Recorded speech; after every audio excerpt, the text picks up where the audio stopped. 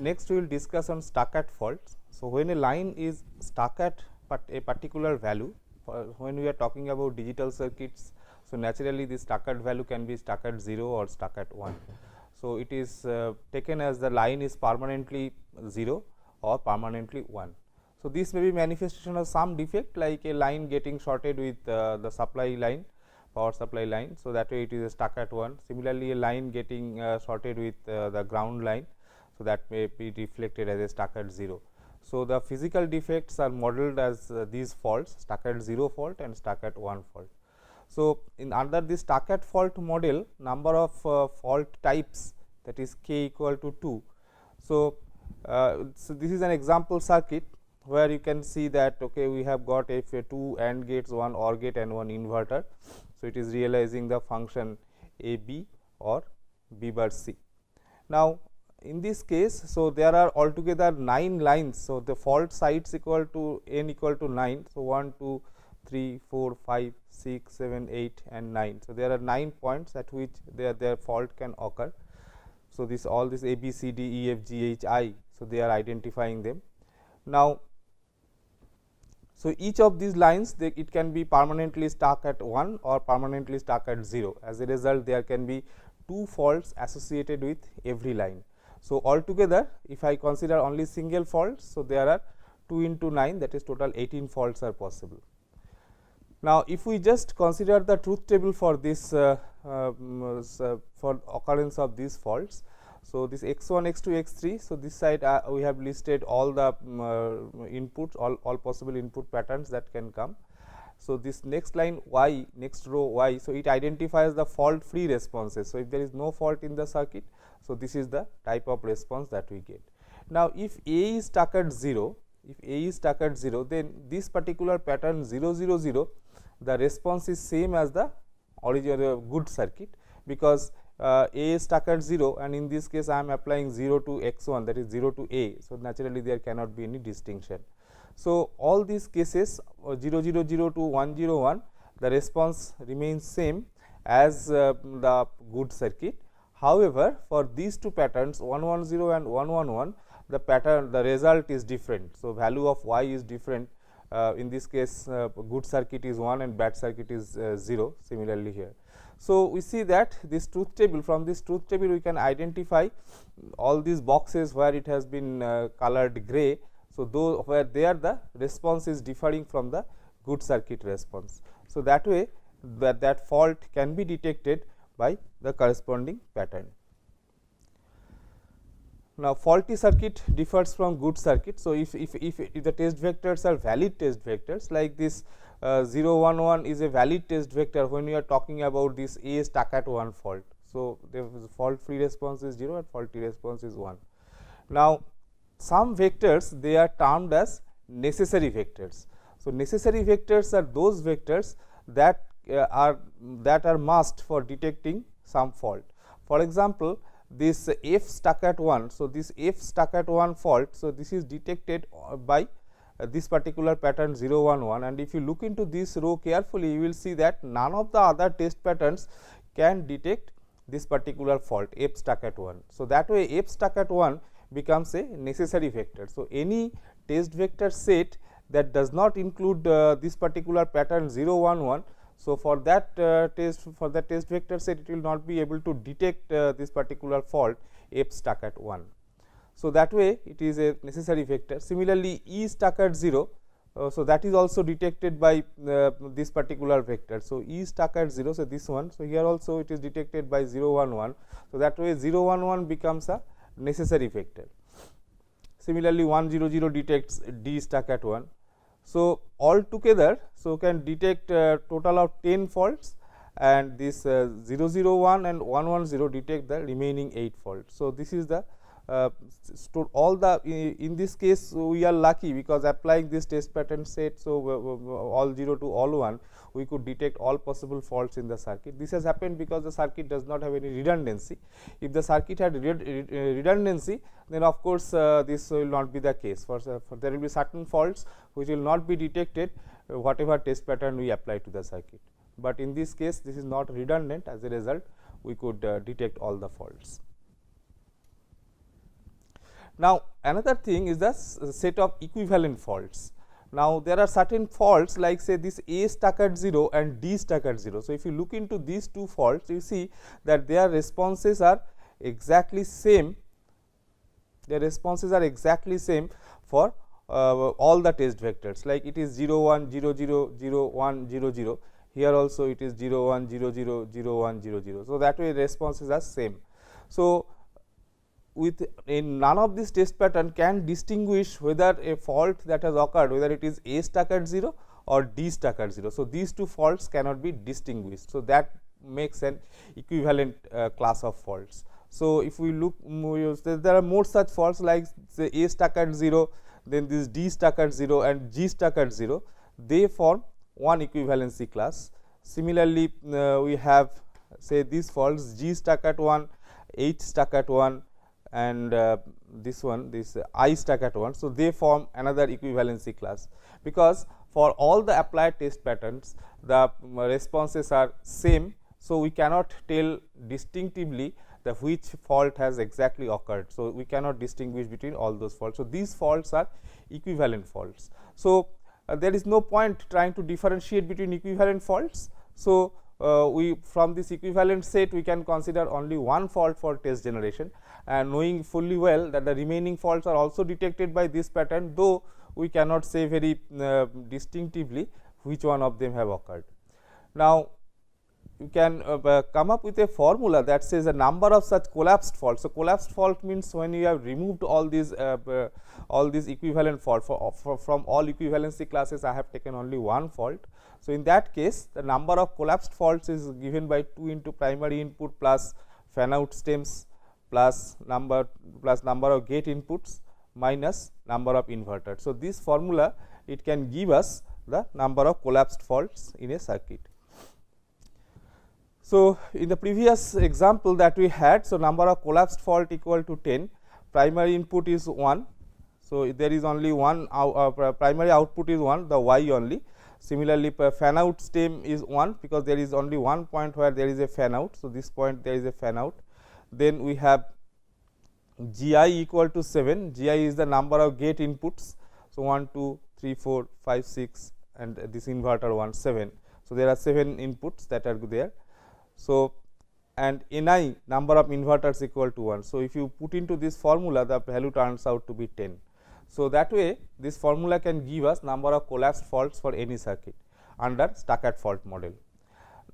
Fault collapsing is very important, because it can be seen that it can reduce the number of faults by 50 to 60%. So, that is a huge saving. So, if we have a big circuit and it has got a large number of lines and gates in it, a large number of fan outs in it. So, as a result the number of faults will be very high. So, this if we can collapse, if we consider the collapsed fault set, then the faults may come down to 50% of the original one. So, as a result it can reduce this faults significantly, number of faults significantly. Next, we will look into the transistor faults. So, at the transistor level, so if you consider, so a transistor can be stuck short or a transistor can be stuck open.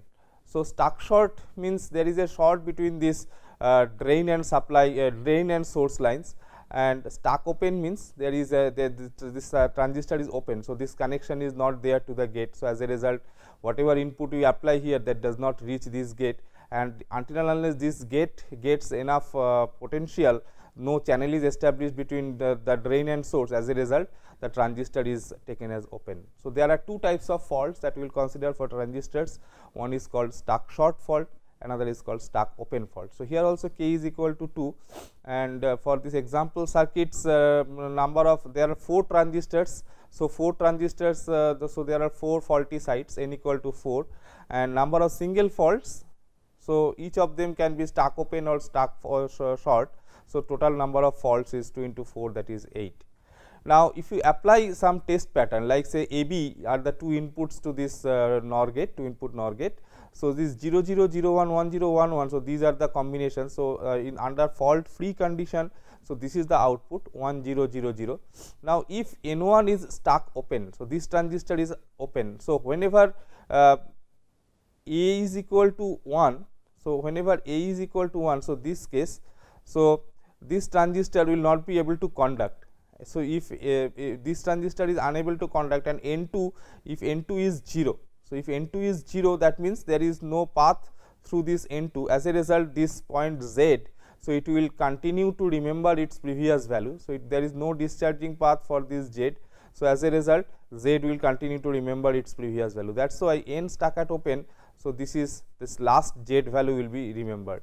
Similarly, if N1 is short, then whatever whenever we apply say 0 0. So, this point will get some this point Z will get charged to 1.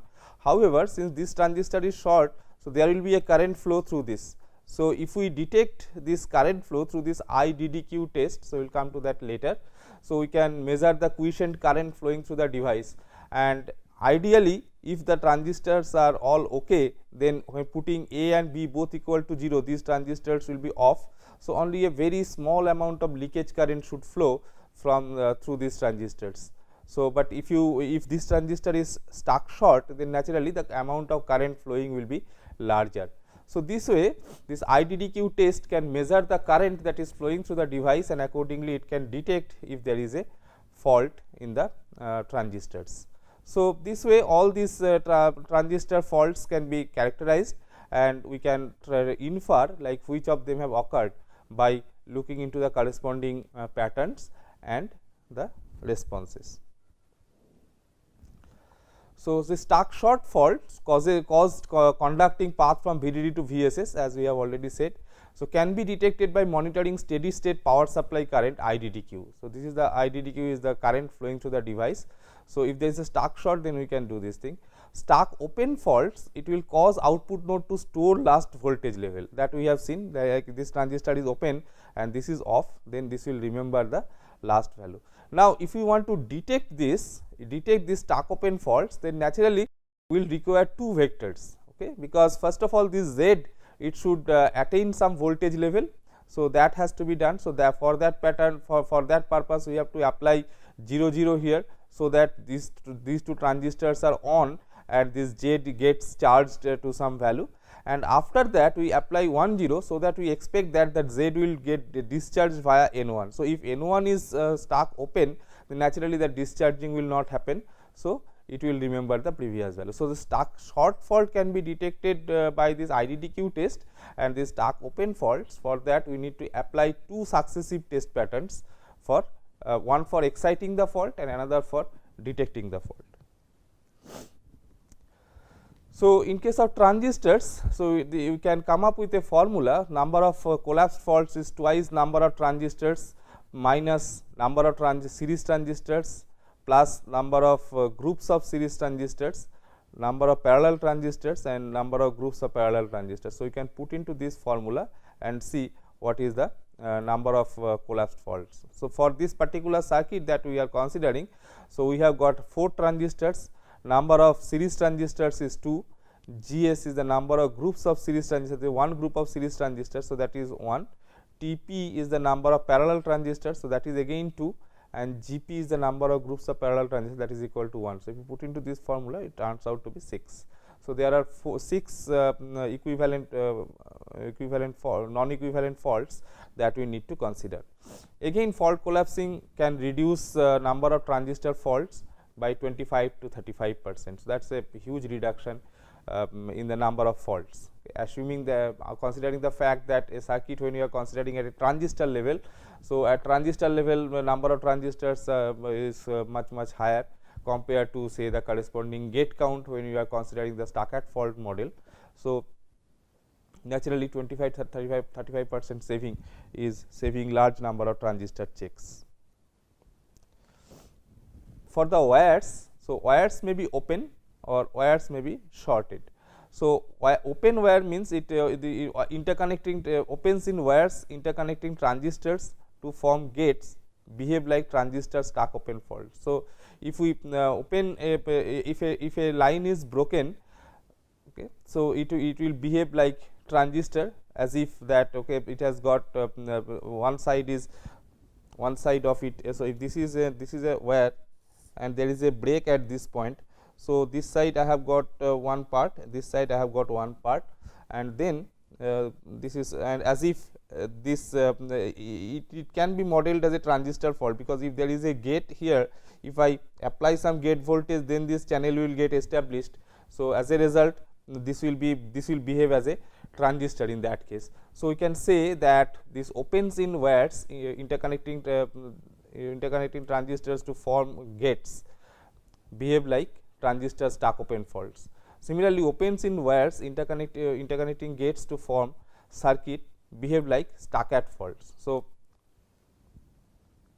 if I have got one line, say this is a gate output connecting another gate input. So, if this line is open, then it is like this.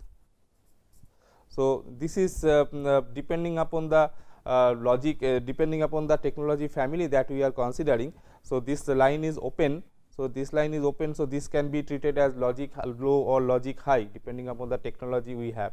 So, this will also this will behave as if the line is permanently stuck at some value for the second gate. So, when it is interconnecting gates, it is behaving like a stuck at fault. When it is interconnecting transistors, so it behaves like stuck open transistors.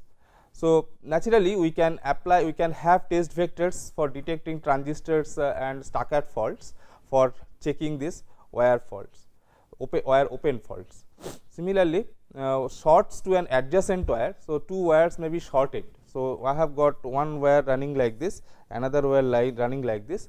While physically manufacturing this thing, maybe the thickness of these wires are not maintained, could not be maintained very accurately. So, as a result, maybe this part becomes something like this, and this is thick, and similarly this part becomes thick like this. So, as a result, there is a shorting between these two lines. So, that way it gives rise to something called a bridging fault. Now, what happens under this bridging fault? So, like here I have got this A and B as two lines. So, there is a connection established between them through the creation of the bridge. Now, depending upon the technology that we are using, so there the manifestation may be of different types. Like we can have this wired and or type of connection, there will be dominant connection and dominant and or connection. Like say this one, this is wired AND connection. So, AS and BS, as if these two values have been ANDed and the result is available at AD and BD. So, if AS and BS both are 1, then AD and BD are both are 1. If one of them is 0, then these both the destination values they become 0. So, this is a wired AND connection. Similarly, there may be situation where we get an wired OR connection. So, wired OR connection will be as if this source and two source values will be ORed and the result will be available at the both the destination. So, both the destination get the same value. So, that is the wired AND OR type of fault. Then we can have a dominant fault where we say that one line dominates over the other one.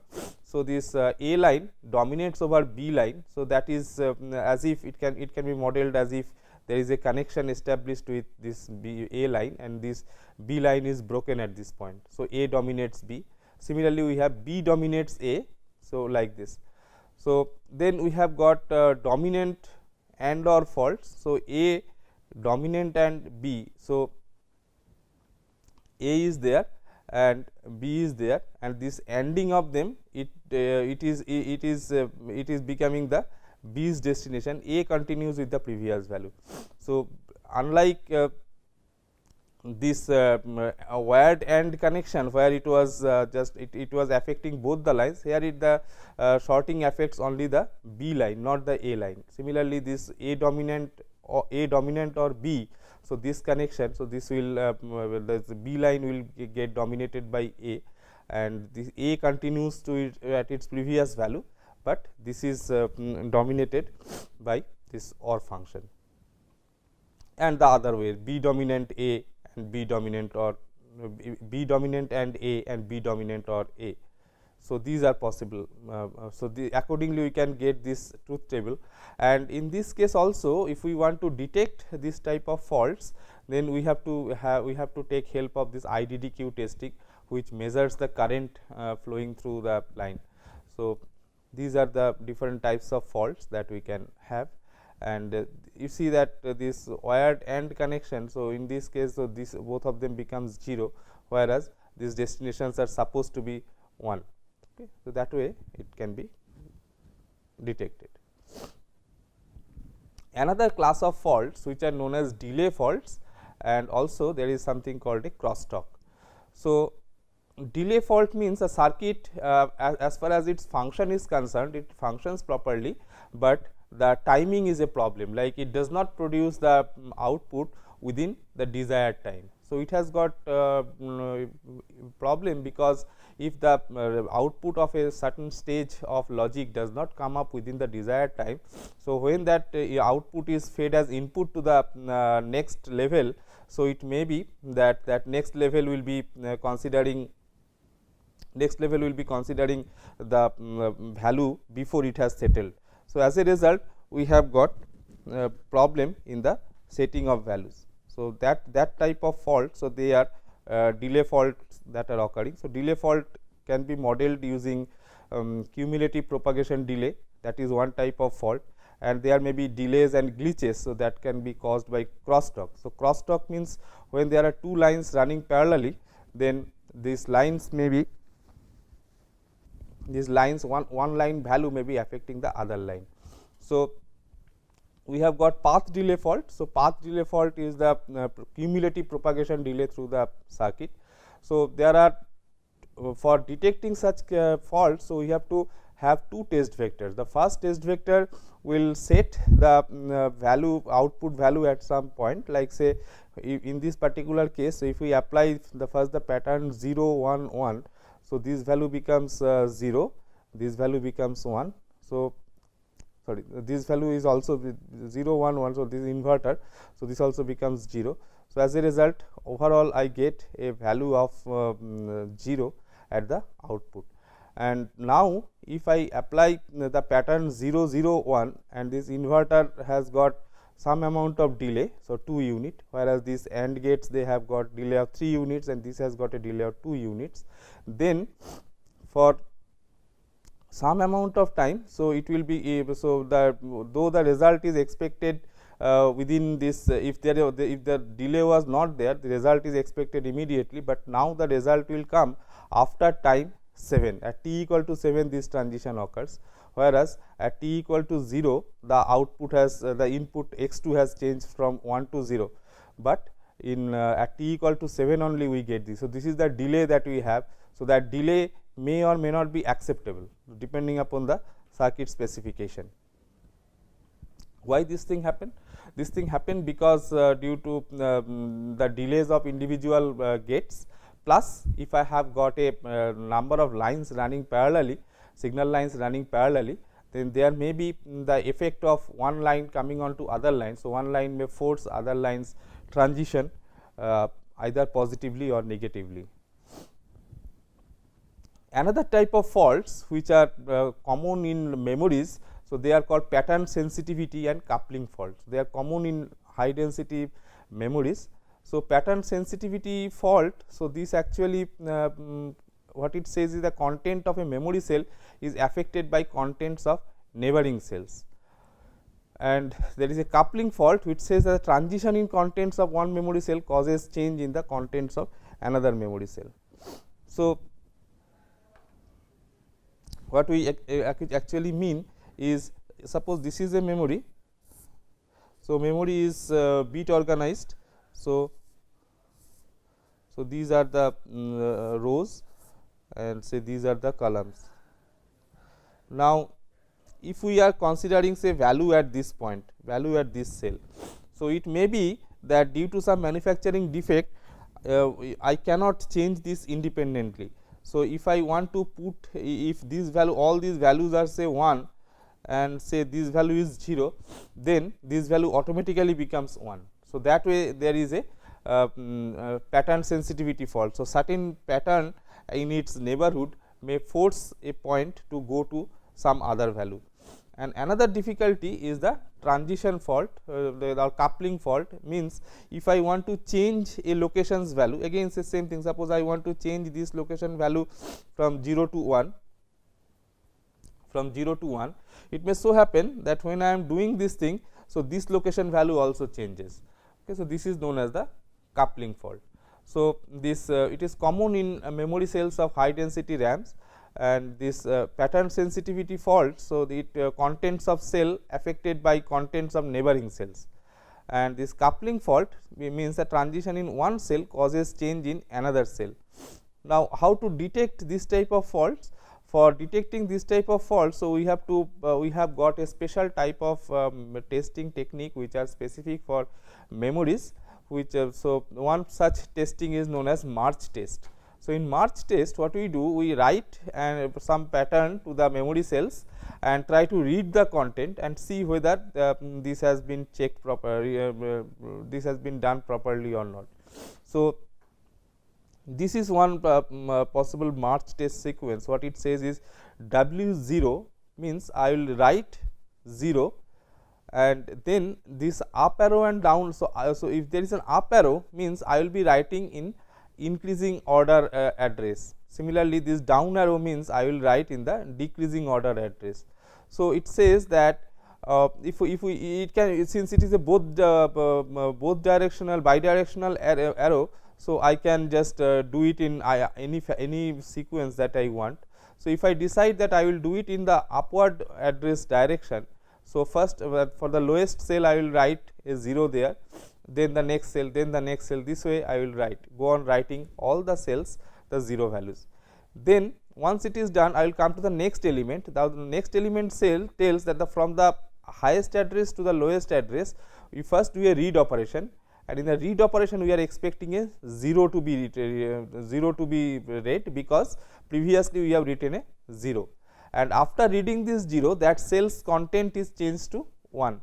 Okay. So, it is basically checking whether these zeros have been written properly, and then it is trying to change this 0 to 1. Then once I have written the entire memory, checked and written the entire memory, now in the increasing address direction I try to read the value, and I am expecting the value read to be 1. I try to write then I write a 0 there, then do a read operation on that cell expecting it to 0, another read operation. So, basically if one read operation distracts the content of the cell, so that will be detected by this particular test, because I am reading 0 then again reading 0. So, two read operations, they should give me the correct values, then this write one will be done. So, this way I can design a test sequence which can detect many of the faults in the circuit, okay, in the memory cells, and that is without any background data. For word oriented memory, so there is another issue where we have to put some background data sequence. So, here I have to give this background data, that is previously it was 0, similarly previously it was 1. So, like that I have to put some background data also. So, we will come to that in detail when we go to the memory testing. Okay, stop here, continue in the next lecture.